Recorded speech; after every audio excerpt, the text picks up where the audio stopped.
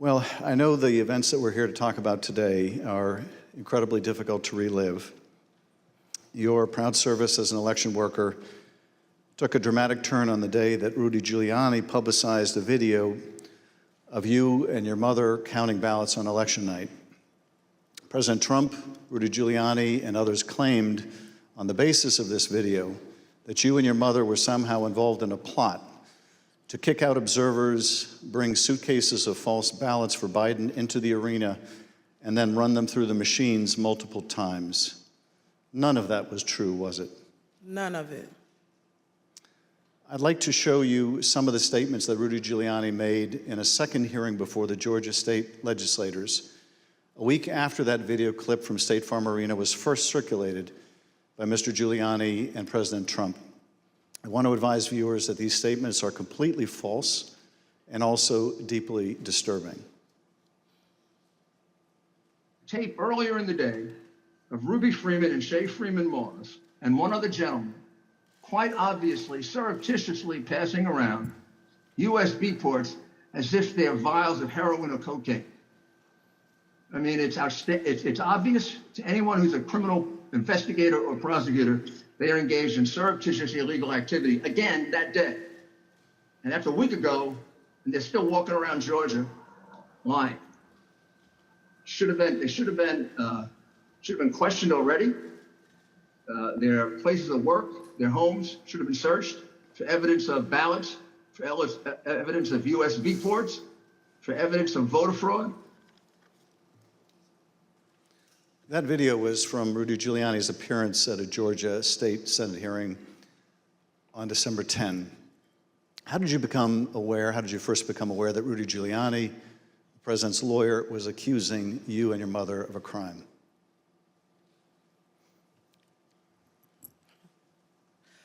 I was at work, like always, and the former chief, Mr. Jones, asked me to come to his office. And when I went to his office, the former director, Mr. Barron, was in there, and they showed me a video on their computer.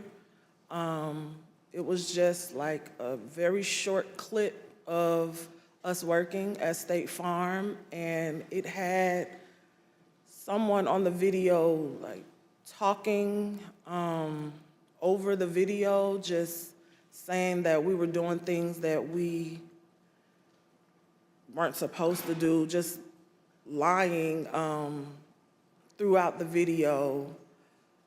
And that's when I first found out about it.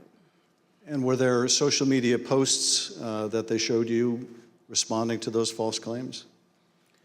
Well,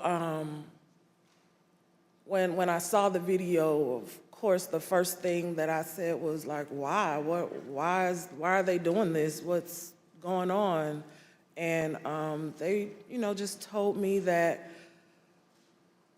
Trump and his allies were not satisfied with the outcome of the election, and they were getting a lot of threats and being harassed online, and asked me, have I been receiving anything, and I need to check on my mom. And I told them, I was like, where have they, where have you been getting these threats? I don't believe I have any. And Mr. Jones told me, like, they're attacking his Facebook, and I don't really use Facebook. I have one, so I went to the Facebook app, and I'm just kind of panicky at this point because this has never happened to me, and my mom is involved, and I'm like her only child. So I'm just asking him, like, well, where are the messages? All I see is the feeds. Like, how do you get to the messages? And he said, it's another icon on your phone that says Messenger. And I went to that icon, and it was just a lot of horrible things there. And those horrible things, did they include threats? Yes, a lot of threats, wishing death upon me, telling me that, I'll be in jail with my mother, and saying things like, be glad it's 2020 and not 1920.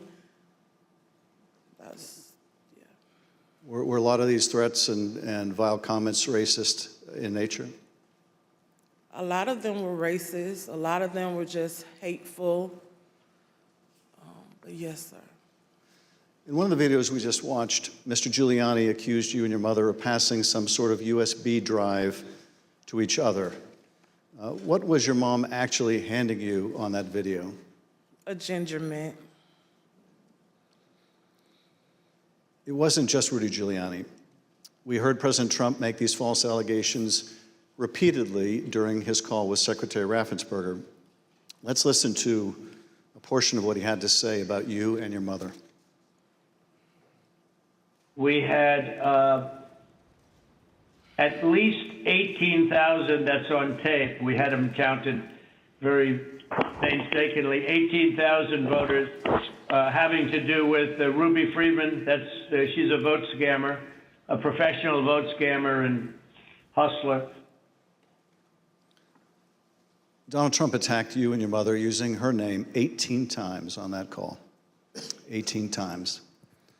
Ms. Moss, can you describe what you experienced listening to former President Trump attack you and your mother in a call with the Georgia Secretary of State? I felt horrible. I felt like it was all my fault. Like, if I would have never decided to be an elections worker, like, I could have done anything else, but that's what I decided to do. And now people are lying and spreading rumors and lies and attacking my mom. I'm her only child. Going to my grandmother's house. I'm her only grandchild. And my kid. It's just, I felt so bad.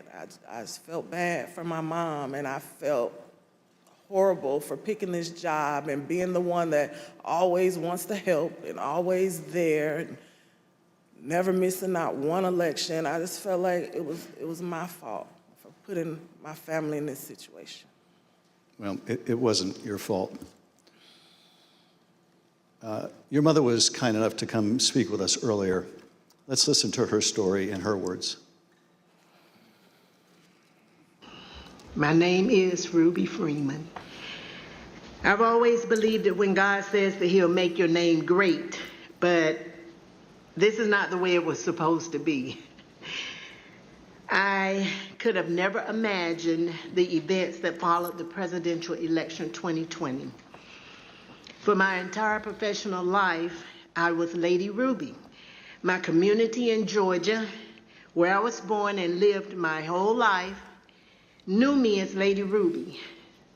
I built my own business around that name, LaRuby's Unique Treasures, a pop-up shop catering to ladies with unique fashions.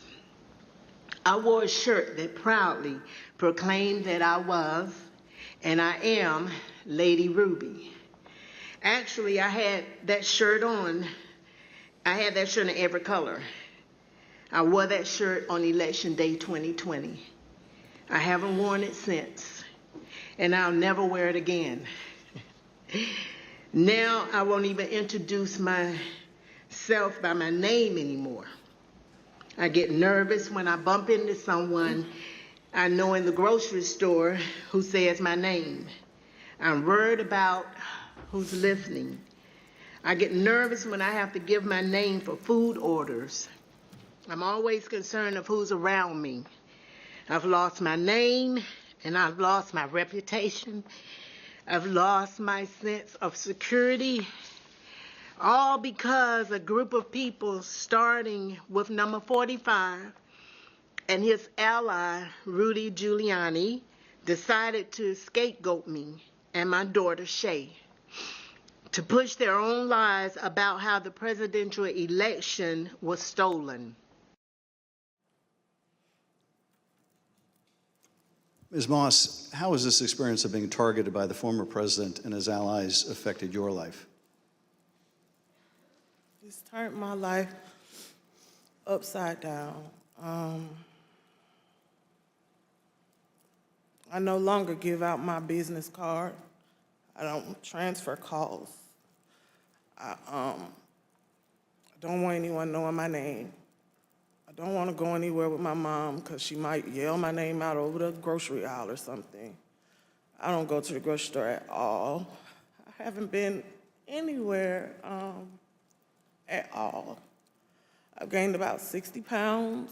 I just don't do nothing anymore. I don't want to go anywhere. I second guess everything that I do. It's affecting my life in a major way, in every way,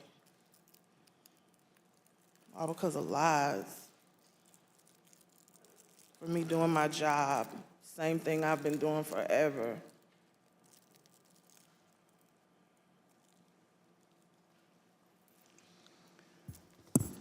Your mother also told the Select Committee about how she had to leave her own home for her safety and go into hiding after the FBI told her that it would not be safe for her there before January 6th and until the inauguration. Let's listen to a clip of her story in her own words. Around the week of January 6th, the FBI informed me that I needed to leave my home for safety. And I left my home for safety around that time. Understood. How long did you stay out? Did you remain outside of your home for your own safety? I stayed away from my home for approximately 2 months. It was horrible. I felt homeless. I felt, I can't believe this person has caused this much damage to me and my family. To have to leave my home, that I've lived there for 21 years. And, I'm having to have my neighbors watch out for me, and I have to go and stay with somebody. It was hard. It was horrible. And that your conversation with the FBI about needing to leave your home for your own safety, or perhaps recommending it, do you remember, was there a specific threat that prompted that, or was it the accumulation of threats that you had received? What prompted it was getting ready to, January 6th was about to come. And they did not want me to be at home because of all the threats and everything that I had gotten. They didn't want me to be there in fear of, the people were coming to my home, and I had a lot of that. So they didn't want me to be there just in case something happened. I asked, how long am I going to have to be at home? And they said, at least until the inauguration. Ms. Moss, I understand that people once showed up at your grandmother's house. Tell us about that experience. I received a call from my grandmother. This woman is my everything. I've never even heard her or seen her cry ever in my life. And she called me screaming at the top of her lungs, like, Shay, oh my God, Shay, just freaking me out, saying that there were people at her home, and they knocked on the door, and of course she opened it and seeing who was there, who it was, and they just started pushing their way through, claiming that they were coming in to make a citizen's arrest. They needed to find me and my mom. They knew we were there. And she was just screaming and didn't know what to do. And I wasn't there, so, I just felt so helpless and so horrible for her. And she was just screaming. I told her to close the door. Don't open the door for anyone. And, she's a 70-something, I won't say, year-old woman, and she doesn't like having restrictions. She wants to answer the door. She likes to get her steps in, walking around the neighborhood, and I had to tell her, like, you can't do that. You have to be safe. She would tell me that at night, people would just continuously send pizzas over and over to her home, you know, and they were expecting her to pay for these large amounts of pizzas, and she went through a lot that she didn't have to. And once again, it made me just feel so horrible.